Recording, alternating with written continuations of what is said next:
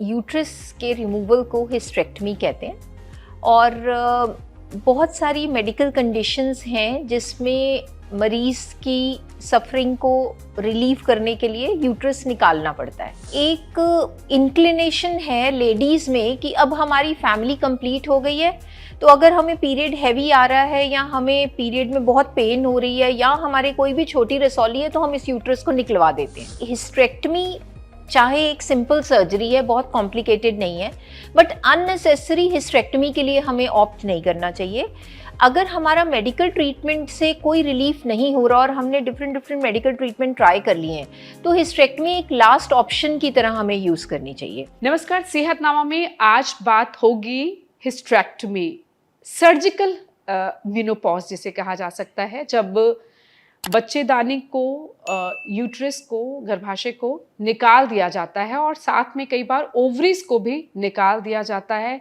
कितना असर महिलाओं की ज़िंदगी में इसका पड़ता है, सेक्सुअल लाइफ पर कितना असर पड़ता है, इसी पर बात डॉक्टर सीमा शर्मा हमारे साथ मौजूद है, उनसे बात करते हैं। लेकिन उससे पहले गुजारिश, सेहतनामा को सब्सक्राइब ज़रूर करिए अगर अभी तक सब्सक्राइब नहीं किया है।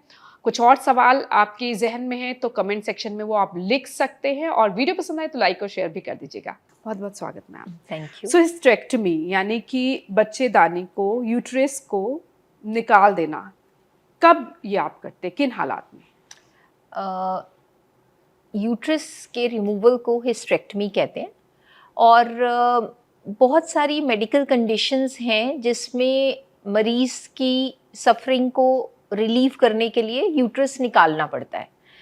दो मैं यहाँ पे ये कहना चाहूँगी कि आजकल साइंस की एडवांसमेंट के साथ चाहे किसी की बच्चेदानी में फाइब्रॉइड हो जिसको हम रसौली कहते हैं या बहुत सारी और समस्याएं, उनका मेडिसिन्स के साथ हल है। तो एक इंक्लिनेशन है लेडीज़ में कि अब हमारी फैमिली कंप्लीट हो गई है, तो अगर हमें पीरियड हैवी आ रहा है या हमें पीरियड में बहुत पेन हो रही है या हमारे कोई भी छोटी रसौली है तो हम इस यूट्रस को निकलवा देते हैं, क्योंकि एक धारणा सबके मन में रहती है कि ये जो रसौली है कल को इसमें कैंसर ना बन जाए तो हम इस यूट्रस को रिमूव करा दें। तो मैं आज लोगों को ये भी मैसेज देना चाहती हूँ कि हिस्टेरेक्टमी चाहे एक सिंपल सर्जरी है, बहुत कॉम्प्लिकेटेड नहीं है, बट अननेसेसरी हिस्टेरेक्टमी के लिए हमें ऑप्ट नहीं करना चाहिए। अगर हमारा मेडिकल ट्रीटमेंट से कोई रिलीफ नहीं हो रहा और हमने डिफरेंट मेडिकल ट्रीटमेंट ट्राई कर लिए हैं तो हिस्टेरेक्टमी एक लास्ट ऑप्शन की तरह हमें यूज़ करनी चाहिए। अब हिस्टेरेक्टमी क्या है? It is removal of the uterus. इसके साथ अगर हम ओवरीज को भी रिमूव करते हैं तो हम उसको हिस्टेरेक्टमी और ओफ्रेक्टमी का नाम देते हैं। दोनों ओवरीज रिमूव करने से, यूट्रस रिमूव करने से लेडीज में सर्जिकल मेनोपॉज हो जाता है, जिस पर हम बात करने जा रहे हैं। सर्जिकल मेनोपॉज या जो कि किसी भी उम्र में हो सकता है बिल्कुल। 30 साल में भी, 35 साल में भी, 40 साल में भी। हमने अपनी प्रीवियस वीडियोस में बताया कि एवरेज एज लेडीज की मेनोपॉज की 45 या 47 होनी चाहिए। अगर उससे पहले हो रहा है तो वो अर्ली मेनोपॉज है। And one of the reasons for premature menopause is surgical menopause. Unfortunately हमारे पार्ट ऑफ द वर्ल्ड में बहुत जल्दी लोग अपनी यूट्रस रिमूवल के लिए डिसीजन ले लेते हैं और वो ये रियलाइज़ नहीं करते कि लॉन्ग टर्म इससे बहुत सारी प्रॉब्लम्स आ सकती हैं। अब हिस्टेरेक्टमी के बाद किसी भी लेडी को पीरियड्स नहीं आएंगे क्योंकि आपका यूट्रस या वूम हमने रिमूव कर दिया है। बट अगर आपकी ओवरीज रिटेन करी हैं या जिसको हम अंडेदानी कहते हैं या अंडाशय कहते हैं, तो वो आपके बॉडी में है, तो आपका हार्मोनल चेंज उतना एब्रप्ट नहीं होगा। आपके अंदर जो मेनोपॉजल हॉट फ्लैशेस हैं या बाकी सारे चेंजेस हैं वो अभी नहीं आएंगे क्योंकि ओवरीज अपनी नेचुरल एज तक फंक्शन करती हैं। तो इसलिए हम यहाँ ये भी बताना चाहते हैं कि अगर आप 40 पे या 38 पे फाइब्रॉइड के करके या किसी भी रीजन से यूट्रस रिमूव करा रहे हैं तो एटलीस्ट अपनी ओवरीज मत रिमूव कराइए। ओवरीज नॉर्मली अब हम कहते हैं up to the age of 50 हम उनको रिटेन कर सकते हैं। ऑफ कोर्स 50 पे ओवरीज का फंक्शन ऑलमोस्ट निल हो जाता है। उसके बाद अगर आपको हिस्टेरेक्टमी की ज़रूरत पड़ती है तो आप अपनी ओवरीज भी रिमूव करा दीजिए। लेकिन ये तय है कि मां नहीं बन सकते क्योंकि यूट्रस नहीं है, चाहे ओवरीज हैं तो भी। यस। सो हिस्टेरेक्टमी के बाद एक महिला को क्या क्या चेंजेस हैं जो वो एक्सपेक्ट कर सकते हैं? पहले, आपके पीरियड्स बिल्कुल स्टॉप हो जाएंगे। सेकंड, आपको बर्थ कंट्रोल यूज़ करने की ज़रूरत नहीं है। तो कई यंग महिलाएं जिनका हिस्टेरेक्टमी 40-42 ईयर्स की एज में होता है, तो उनके मन में एक डर रहता है और वो हिस्टेरेक्टमी के बाद भी कई बार कॉन्डोम्स यूज़ करते हैं बर्थ कंट्रोल के लिए। पर ये बिल्कुल रॉन्ग धारणा है, गलत है। हमें हिस्टेरेक्टमी के बाद प्रेगनेंसी होने का रिस्क ऑलमोस्ट ज़ीरो माना जाता है, मतलब आप कह सकते हैं कोई रिस्क नहीं है। तो आपको बर्थ कंट्रोल यूज़ करने की कोई ज़रूरत नहीं है। दूसरा, आपकी सेक्शुअल लाइफ आप नॉर्मली लीड कर सकते हैं। ऑलमोस्ट हम हिस्टेरेक्टमी के बाद 4 से 6 हफ्ते के लिए, मतलब लगभग 6 वीक्स के लिए हम आपको सेक्सुअल इंटरकोर्स अवॉइड करने को बोलते हैं। बट 1.25 महीने या 1.5 महीने से 2 महीने में आपकी बॉडी की कंप्लीट रिकवरी हो जाती है। उसके बाद आप अपनी सेक्सुअल लाइफ को नॉर्मली लीड कर सकते हैं। बदलाव क्या आते हैं? लिबिडो जिसे कहते हैं ना, लो सेक्सुअल डिजायर, क्या वो कम हो जाती है? जिसमें हम एक मेनोपॉज एंड सेक्स लाइफ पहले वीडियो बना चुके हैं और वो वीडियो बहुत पसंद किया जा रहा है। अगर अभी तक आपने नहीं देखा तो डिस्क्रिप्शन में लिंक दिया है, वो आप देख सकते हैं। तो क्या वैसे ही चेंजेस आते हैं जैसे नेचुरल मेनोपॉज के बाद आते बिल्कुल। हैं? देखिए, बहुत कॉमन एक सवाल होता है कि जब हम यूट्रस रिमूव कर देते हैं तो उस जगह को क्या ऑक्यूपाई करता है, कि हमारे बॉडी में यूट्रस की एक जगह है और अगर आपने रिमूव कर दिया तो फिर उसके बाद क्या होगा। तो उसका आंसर ये है कि यूट्रस अगर नॉर्मल साइज का है तो वो एक पियर साइज्ड ऑर्गन है। जितना नाशपाती का साइज है उतना यूट्रस का साइज है, तो वो बहुत ज़्यादा स्पेस तो खाली होती नहीं है। उसके बाद आपके इंटेस्टीन या वो सारे ऑर्गन्स अपना नॉर्मली स्पेस ऑक्यूपाई कर लेते हैं। सो हिस्टेरेक्टमी के बाद यूट्रस रिमूव होने से हमारे बॉडी में फिजिकली स्ट्रक्चर वाइज कोई बहुत ज़्यादा चेंजेस नहीं आते हैं। बट येस, जो सारे चेंजेस मेनोपॉज के बाद हमने एक्सप्लेन किए थे अपने प्रीवियस वीडियोस में भी, वो चेंजेस इस केस में एब्रप्टली महिलाएं महसूस करती हैं। लेट्स से कि एक लेडी का 35 पे हमने यूट्रस और ovaries due to any reason हमने रिमूव कर दिया। चाहे समझ लीजिए कोई कैंसर का शक था या ओवरी में कोई ऐसा ट्यूमर था कि जिसकी वजह से हमें ओवरीज भी रिमूव करनी पड़ी और यूट्रस भी रिमूव करना पड़ा। अब ये वो महिलाएं हैं जिनमें मीनोपॉज की चेंजेस एकदम एब्रप्ट आएंगी। एब्रप्ट का मतलब है अकस्मात, कि नॉर्मली क्या है कि जब हमें नेचुरल वे में मीनोपॉज होता है तो 40 पे थोड़ा सा आपके ओवरीज का फंक्शन डिक्लाइन होता है।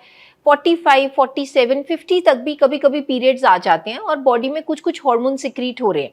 लेकिन जब हमने हिस्टेरेक्टमी कर दी और ओवरीज निकाल दी तो एब्रप्टली आपके हार्मोन्स एकदम ड्रॉप करेंगे और ये महिलाएं हॉट फ्लशेस, मूड चेंजेस, आपके बॉडी एक्स है ना, आपकी स्लीप डिस्टर्बेंसेस, जो सारे मीनोपॉजल सिम्टम्स हैं वो इनको एब्रप्टली हिट करते हैं। तो कहीं ना कहीं जो सर्जिकल मीनोपॉज वाले लेडीज़ हैं उनको मीनोपॉज के सिम्टम्स ज़्यादा तंग करते हैं than a natural menopause. So what we recommend is कि देखिए, आपको अपना लाइफस्टाइल डेफिनेटली मॉडिफाई करना है इन अ वे कि और एक्टिवली आपको अपने आप को एंगेज करना है एक्सरसाइज में, आपको अपनी डाइट का ध्यान रखना है, आपको अपने सप्लीमेंट्स का ध्यान रखना है। जब हम बात करते हैं कैल्शियम सप्लीमेंट की, विटामिन डी सप्लीमेंट की, और मोर ओवर कभी कभी अगर आपका कुछ कैंसर लिंक्ड नहीं था कारण हिस्टेरेक्टमी का, तो आप हार्मोन रिप्लेसमेंट भी ले सकते हैं। हमने एक वीडियो रिकॉर्ड करी थी हार्मोन रिप्लेसमेंट थेरेपी पे। तो मोस्टली जो सर्जिकल मीनोपॉज वाले पेशेंट्स हैं वो कैंडिडेट हैं जिनको हमें हार्मोन रिप्लेसमेंट थेरेपी बहुत बेनिफिट करेगी। बिल्कुल, हमारे दर्शक वो वीडियो भी देख सकते हैं। सो और किन बातों का ध्यान रखना चाहिए? और मैं एक बार फिर अपने सवाल पर आ रही हूँ कि क्या सेक्सुअल डिजायर भी कम हो जाती है? देखिए, एज सच अगर हिस्टेरेक्टमी हुई है तो सेक्सुअल डिज़ायर डायरेक्टली अफेक्ट नहीं होती है। बट हाँ, कोई भी सर्जरी या ऑपरेशन के बाद महिलाओं में अक्सर देखा जाता है कि आपका मानसिक स्टेट ऐसा नहीं होता कि you want to indulge into sexual activity. But अगर मेडिकली सोचेंगे तो अफेक्ट नहीं होती है। येस, अगर ओवरीज रिमूव हुई हैं, जैसे हमने बात करी कि ओवरीज निकालने से आपके हॉर्मोन्स ड्रॉप हो जाते हैं, तो आपका सेक्सुअल डिज़ायर लेस हो जाता है। बट अगर किसी को बहुत ज़्यादा प्रॉब्लम आ रही है यूरोजेनिटल सिम्टम्स की, जैसे वेजाइनल ड्राइनेस है, तो हम उनको लोकल लगाने के लिए हार्मोनल जेल्स या क्रीम्स दे देते हैं जिससे वेजाइनल ड्राइनेस उनको तंग ना करे, और हार्मोन रिप्लेसमेंट दे देते हैं जिनसे उनका मूड भी एलिवेटेड रहे, डिज़ायर भी बेटर हो। ऐसी हार्मोनल थेरेपीज़ भी हमारे पास अवेलेबल हैं। तो बट मैं ये कहूँगी कि इसमें बहुत ज़्यादा माइंड गेम भी है। तो अगर हम कहीं ना कहीं इस चीज़ को एक्सेप्ट करें और इसको कोप अप करने की कोशिश करें कि no I am going to have a normal way of life, तो उससे भी आपका जो मेंटल स्टेट है वो पॉजिटिव रहेगा। यानी आपको ये गिव अप नहीं करना। साइकोलॉजिकल ज्यादा है, बिल्कुल, आपका बिल्कुल। फिजिकली कम है, फिजिकली है। बहुत ज्यादा बदलाव नहीं नहीं, आते हैं, हाँ। तो उसका बर्डन नहीं लेना चाहिए कि अब बिल्कुल। तो मेनोपॉज हो गए, बिल्कुल तो अब सेक्सुअली हम एक्टिव नहीं हो नहीं रह सकते। सकते, बिल्कुल। और दूसरा ये कि ओवरीज रिमूव करने के बाद जैसे हम डिस्कस कर रहे हैं कि ईस्ट्रोजन डेफिशिएंसी से उनको प्रॉब्लम्स आएंगी, है ना, जैसे उनकी स्लीप डिस्टर्ब होगी, डिप्रेशन हो सकता है, और आपको हॉट फ्लशेस तंग कर सकते हैं, यूरोजेनिटल चेंजेस हो सकते हैं। लेकिन इन सब का उपाय है, आप प्लीज जाके अपने गायनोकोलॉजिस्ट को मिलिए, आप अपने सिम्टम्स बताइए और हेजिटेट मत करिए। होता क्या है कि बहुत सारी महिलाएं इस चीज से हेजिटेट करती है कि अब हम इसके लिए डॉक्टर के पास जाएं, पर अगर कोई भी चीज आपकी day to day quality of life को अफेक्ट कर रही है तो उसका ट्रीटमेंट है। हम एंटी डिप्रेसेंट्स दे सकते हैं, नींद के लिए आपकी हेल्प कर सकते हैं, सेक्सुअल डिजायर इंप्रूव करने के लिए हार्मोन्स दे सकते हैं, वेजाइनल ड्राइनेस के लिए हार्मोन्स दे सकते हैं।